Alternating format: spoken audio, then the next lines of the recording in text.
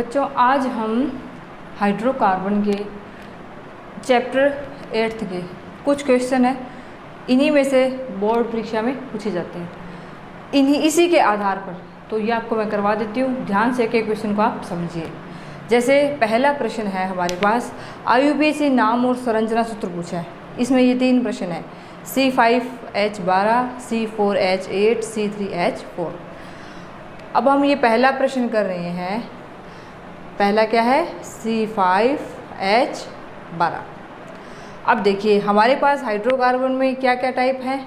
Alkene, alkene और alkyne. Alkene की क्या विशेषता है कि कार्बन कार्बन सभी में एकल बंध होगा, एल्कीन में कम से कम एक द्विबंध होगा और एल्काइन में एक त्रिबंध। सामान्य सूत्र क्या है? CnH2n+2। एल्कीन का CnH2n और एल्काइन का CnH2n-2। हमें क्या करना है? पहले पता लगाना है कि ये एल्केन है, एल्कीन है या एल्काइन है। 5 हमारे लिए क्या है? इन सभी में n, हम यहाँ 5 रखते हैं। यहाँ कितना हो गया? ये 12। तो पहले से ही फॉलो हो गया। इसका मतलब ये क्या है? हमारे पास एल्केन है और कितने कार्बन है? 5। तो 5 कार्बन लिखो, 1 2 3 4 5। 5 कार्बन हो गए। अब इनकी क्या करनी है? संयोजकता पूरी करनी है। यहाँ 3 हाइड्रोजन, यहाँ 2, यहाँ भी 2, यहाँ भी 2 और यहाँ भी 3। चेक करो, 3 2 5 2 7 9 और 3 12। चेक करो इस कार्बन की, यहाँ एक संयोजकता, 3 यहाँ हो गई, 4 हो गई। इस कार्बन की 2 यहाँ, एक ये 3 और एक 4, 2 3 और 4। इस प्रकार ये हमारे पास क्या है? C5H12 का संरचना सूत्र है। IUPAC नेम और बताना है। IUPAC के लिए हमें दिख रहा है एल्केन। एल्केन का पूर्व लगन हम क्या लेंगे? पेंट। और एल्केन का अनुलग्न क्या होगा? N। तो इसका नाम क्या होगा? पेंटेन। दूसरा क्वेश्चन C4H8। चलिए यहाँ n की वैल्यू रखते हैं हम 4। आपने जब यहाँ 4 रखा तो यहाँ 4 2 जा 8 + 10 यानी ये बन रहा है, ये तो नहीं है। यहाँ रखा C4H8, इसका मतलब ये एल्कीन है। दूसरा फॉर्मूला हमारे पास क्या है? एल्कीन। कितने कार्बन है? 4, C1 C2 C3 C4। हमें क्या करना है? कुछ मेंशन नहीं किया, एक द्विबंध लगाना है। चाहे हम द्विबंध यहाँ लगाएं, चाहे आप इसकी ये दूसरी संरचना बनाएं, चाहे पहले और दूसरे कार्बन के मध्य द्विबंध बनाएं हम, चाहे हम दूसरे और तीसरे कार्बन के मध्य यहाँ बनाएं। तो कार्बन की संयोजकता पूरी करो, 2 यहाँ और 2 हाइड्रोजन 4। इस कार्बन की 2 और एक 3 और एक 4, यहाँ 2 और यहाँ 3। चेक करो, 5 एक 6 और 2 8 हाइड्रोजन और 4 कार्बन। बिल्कुल यहाँ ये बनानी है। अगर हमें दोनों में से आप कोई भी बना सकते हैं। यहाँ CH3 हो जाएगा, यहाँ CH, यहाँ भी CH और यहाँ CH3। अगर इसका नाम हमें IUPAC लिखना है तो 4 कार्बन का पूर्व लगन क्या है? यहाँ ब्यूट। और अनुलग्न के लिए हमारे पास क्या है? एल्कीन यानी ईन। तो क्या बन गया? ब्यूटीन। पोजीशन देखो, पहले और दूसरे कार्बन के मध्य है तो क्या बन गया? ये 1 ब्यूटीन।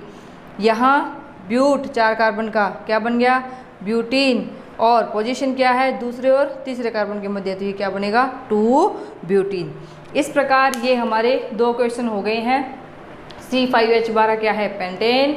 C4H8 क्या है? ब्यूटीन।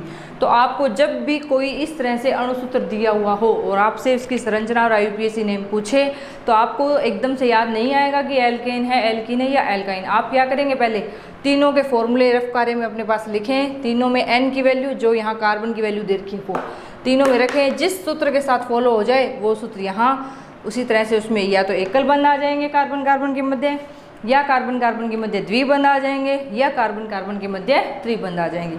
आगे देखिए नेक्स्ट क्वेश्चन।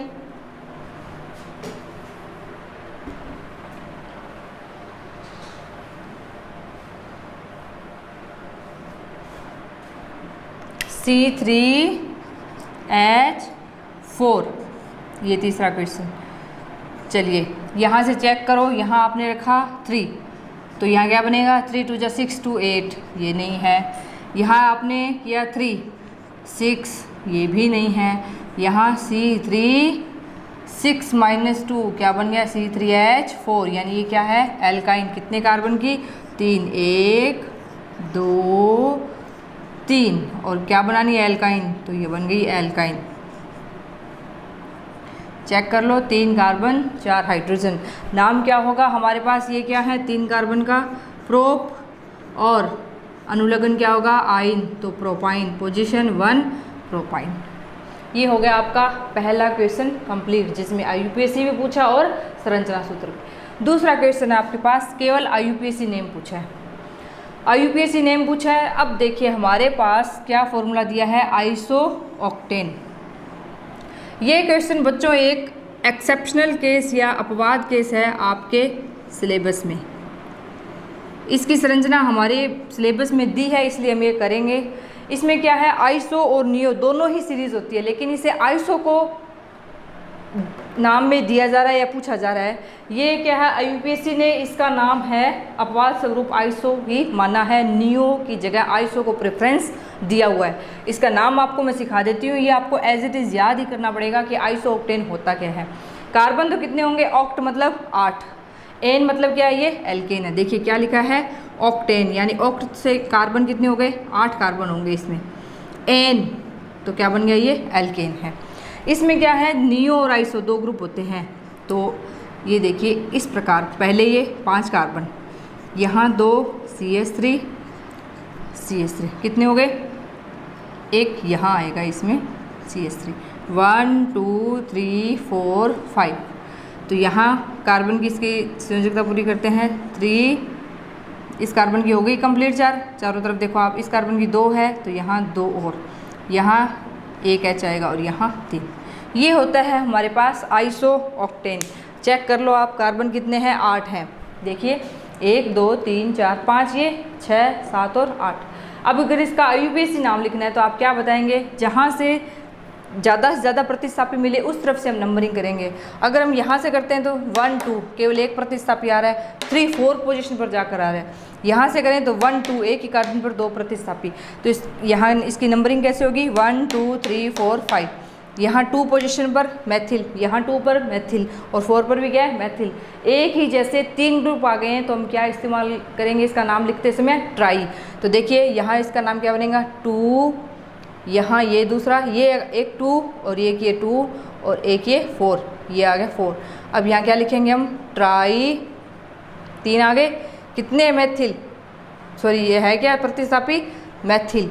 और कार्बन कितने हैं, ये 5 कार्बन के लिए एल्केन कौन सी होती है, पेंटेन। तो ये है हमारे पास आइसोऑक्टेन का संरचना सूत्र और IUPAC नाम।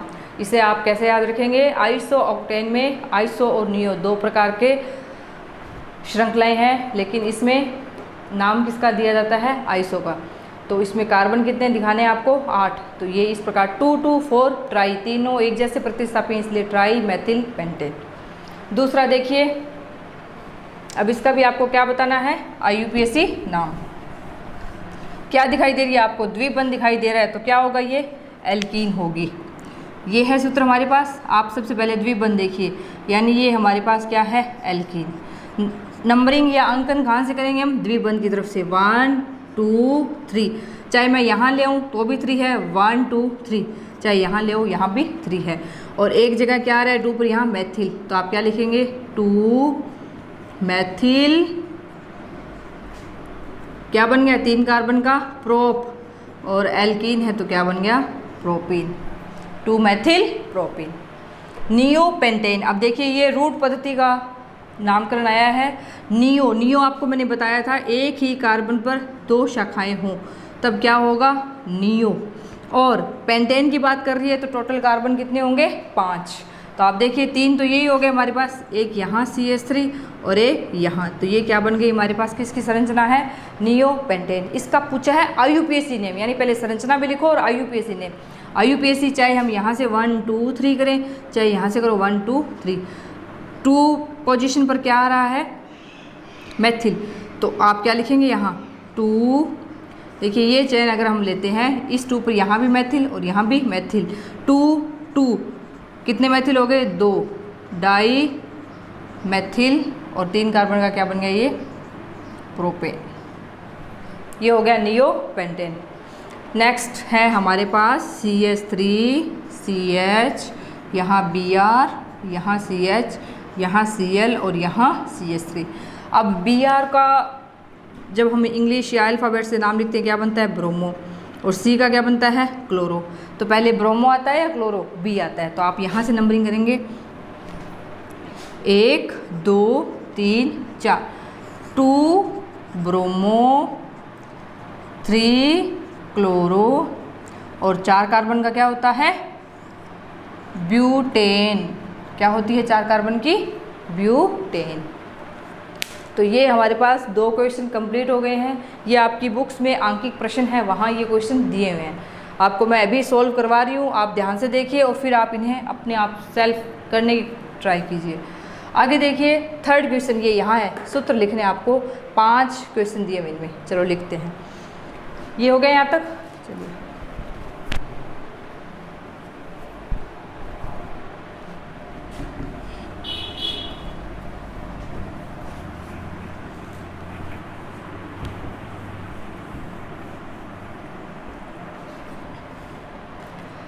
आइसोपेंटेन, वापस देखिए आइसो आ गया और पेंटेन में कार्बन कितने होंगे, 5। तो 5 कार्बन सीधे लगाएंगे तो आइसो नहीं बनेगा, तब तो क्या हो जाएगी, ये कौन सी श्रृंखला बन गई, नॉर्मल। आइसो के लिए क्या करना है आपको, एक कार्बन पर यहाँ ब्रांचिंग यानी CH3 लगाना है। तो ये हमारे पास किसकी संरचना हो गई, आइसोपेंटेन। आप फिर से आपको कह रही हूँ, आप जब भी इस तरह से सूत्र लिखें चेक करें कार्बन की संयोजकता 4 है, एकल बंध है 1 और 3 हाइड्रोजन, कितनी हो गई 4। इस कार्बन की 1 यहाँ, 2 यहाँ, 3 और 1 ये हाइड्रोजन जुड़ गया, इसका मतलब क्या है, ये 4। आगे देखिए 1,3 डाइक्लोरोप्रोपेन। अब इसका नाम लिखना है डाइक्लोरो, यानी इसमें 2 तो क्या आ रहे हैं, क्लोरीन। प्रोपेन कार्बन कितने हैं इसमें, 3 ही है, C, ये लो जी 1 2 3, 3 ही कार्बन है प्रोपेन। 1 और 3 पर क्लोरो लगाना है, ये लो जी Cl यहाँ और यहाँ, 1 3 हो गया। अब इसकी संयोजकता पूरी करो, 1 2 यहाँ 2 हाइड्रोजन, इसकी 1 2 यहाँ भी ये 2 हाइड्रोजन, 1 2 ये। अब देखिए इसका ये बन गया 1 3, 1 और 3 डाई यानी 2 Cl, क्लोरोप्रोपेन। हो गए 2 क्वेश्चन ये। तीसरा देखिए 3 एथिल 4 मैथिल हेक्सेन, इसमें 2 प्रतिस्थापी हैं, एथिल और मैथिल। चेन में कार्बन कितने हैं, हेक्स एन, हेक्स यानी 6 कार्बन, एन यानी सारे क्या होंगे, एकल बंध से जुड़े हैं। चलो लगाओ 6 कार्बन, C1 2 3 4 5 6, हो गए 6 कार्बन। अब क्या करना है, 3 एथिल। अब हमने इधर से नंबर लिया है तो चाहे यहाँ आप लगाओ, 1 2 3 करते तो इधर से लगाओ, कोई दिक्कत नहीं। 3 एथिल, ये तीसरा कार्बन है, इस पर क्या लगाना है, एथिल, CH2 CH3। 4 मैथिल, ये इस पर क्या लगानी है, मैथिल, ये मैथिल है और ये एथिल है। अब हाइड्रोजन की संयोजकता पूरी करो, यहाँ 1 है तो यहाँ CH3 आ जाएगा, 1 और 2 तो यहाँ CH2, इस कार्बन पर 1 2 3 तो यहाँ CH, यहाँ 1 2 3 यहाँ CH, यहाँ CH2 और यहाँ CH3। तो बच्चों ये बन गया आपके पास 3 एथिल 4 मैथिल हेक्सेन। अगला है 3 methyl 1 butene, 1 butene, 1 butene, but 4 carbon, इन यानी एल्कीन, लगाओ 4 कार्बन, 1 2 3 4, 1 यानी यही 1 है, 1 ब्यूटीन। 3 मैथिल तो 1 2 3, यहाँ क्या लगाना है, 3 मैथिल। संयोजकता पूरी करो, यहाँ 2 यहाँ 2, 4 1 2 3, यहाँ 1 4, यहाँ 1। प्रत्येक कार्बन की संयोजकता कितनी रखनी है हमें, 4।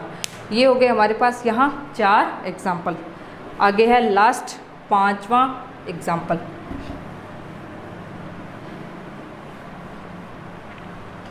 To 2 4 trimethyl pentane. चलिए पेंटेन है यानी चेन कितने कार्बन की है, 5। एन यानी इसमें क्या आवाज़ आ रही है, एल्केन की, 5 कार्बन एकल बंध से जुड़े हुए हैं। 2 2 4 यानी यहाँ 2 पर मैथिल है और यहाँ 2 पर मैथिल, एक किस पर है, 4, ये बन गया। चलो संयोजकता पूरी करो, यहाँ आ जाएगा CH3, यहाँ कुछ नहीं आएगा, यहाँ CH2, यहाँ 1 हाइड्रोजन और यहाँ CH3। तो ये बन गया आपके पास 2 2 4 ट्राई मैथिल पेंटेन। अभी हमने ये स्ट्रक्चर बनाई थी, दोनों तरफ से नाम पूछ लिया। अगर ऐसे पूछा तो ये किसकी संरचना है, आइसो ऑक्टेन। अभी बनाई थी हमने, ये किसकी संरचना है, आइसो ऑक्टेन। तो ये हमारा एक्सरसाइज या यूनिट नंबर 8 कार्बन और कार्बन से संबंधित यौगिक कंप्लीट होते हैं। IUPAC नाम है इसका, प्रश्न 2 नंबर का पूछा जाता है, तीनों कैटेगरी में से किसी भी टाइप से पूछ सकता है। और एक पूछा जाता है जो हमने बहुलक में कृत्रिम रेशे पढ़े हैं, और क्या पढ़ा है, एक प्लास्टिक 4 पढ़े थे आपको पता है, जैसे polythene, polyvinyl chloride, PVC, PAN पॉलीअक्रिलोनाइट्राइल और पॉलीस्टाइरीन। एक इसमें ये भी पूछा जाता है PVC का पूरा नाम, PAN का पूरा नाम, CNG compressed natural gas, LPG ये फुल फॉर्म है इसमें, या नाइलॉन की 1 लाख इकाइयाँ और टेरेलिन की 1 लाख इकाई। तो ये हमारा चैप्टर यहाँ कंप्लीट होता है। अब इसके साथ ही अब मैं आपको आगे लेसन नंबर 6 स्टार्ट करवाऊँगी। उससे पहले 9th क्लास में मैंने आपको अम्लीय और भास्मिक मूलक से यौगिक बनाने सिखाए थे। फिर भी अगर आपसे कहीं भूल हो रही हो तो मैं एक बार थोड़ी सी छोटी टेबल आपको यहाँ बता रही हूँ। 5 धनायन, 5 या 7 जितने यहाँ पॉसिबल हैं, 7 धनायन और 7 ऋणायन लेकर आपको बता रही हूँ। आप उस टेबल को आज रिवाइज कर लेना, क्योंकि 6 चैप्टर है हमारा रासायनिक अभिक्रियाएँ, जिसमें अभिक्रियाएँ आएंगी। तो उसमें आपको पता होना चाहिए कि जब Mg और O2 ने अभिक्रिया की तो MgO कैसे बना। ठीक है, तो देखिए ये यौगिक।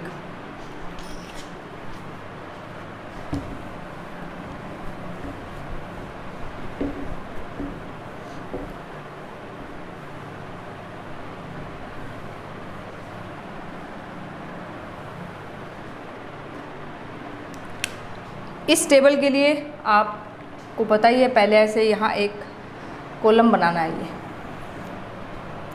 ठीक है।